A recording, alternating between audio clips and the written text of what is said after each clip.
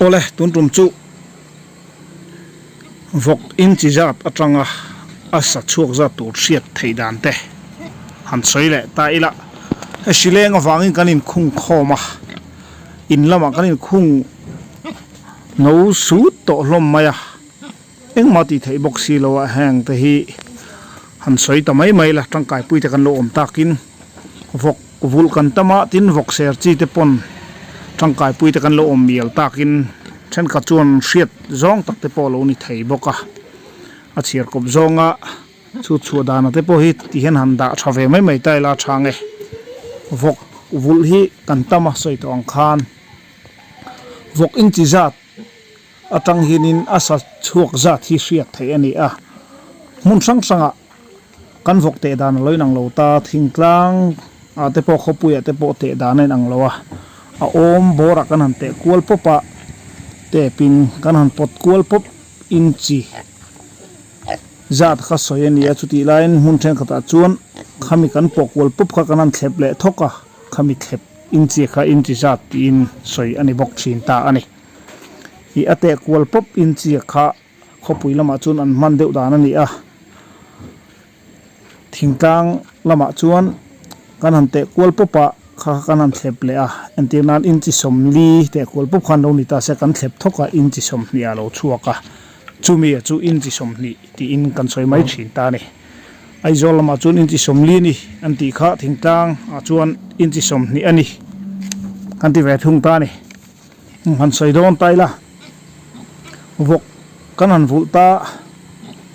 kan sal chuak du don ta ni in chi za tang khan asa chuak za tu kha kan hriat lo chuanin chiar thiam hara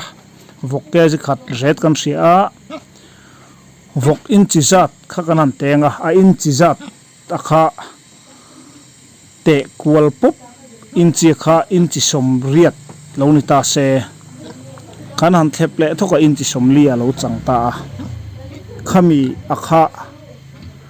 in chi som li khe thoka te kual pop khe le thoka in chi zat atang khan som pathum kha kan pai don ani number som pathum kha chuan khata tanga lo chuaka kha somin kan puntir lenga ti chuan khami kan vok sa chuak tur za ta kha aron chuak thei don ta ni ke ji za chuak tur kha ta tang chuan vok kan sal don ani pon aman kan lo chiar thiam to don ani kha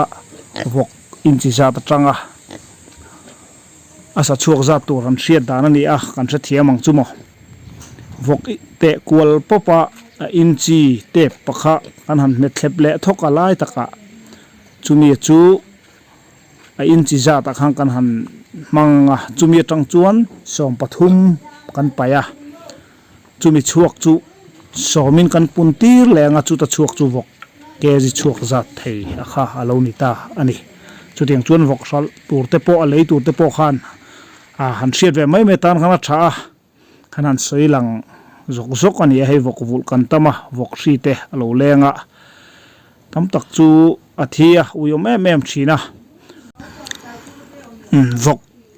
vul tu te tan tangkai ngai kan be se ni tuna chun bong hi han soi vele lokila fe me mena bong hi chu a har salo a timayang a sia po hi kanom nul to mai theya bong chu engang lian poni se a ke malam a khu borvel kha in chi zat kha han te kual pop mai la khamilo in chi zat chuaka kha som panga in punti tur aloni ta ni entinan bong ke malam a khu in chi kha in chinga lo ni ta se som panga in han punti taila ke ji som sari panga a chuak don tinang vela ni chu tiang chu ni a engpon ni se vok vul tu le bong vul tu te atal tur te le asal tur te pon khatiang khan asa han chu thei dan kha achut ve thuk theya kan tha chiang du ani chuan han ti chin vel ve maila ati chin thei renga kha te kan han da vele mai ni sileng awangin kanin lockdown reng boxia ti tur awang mai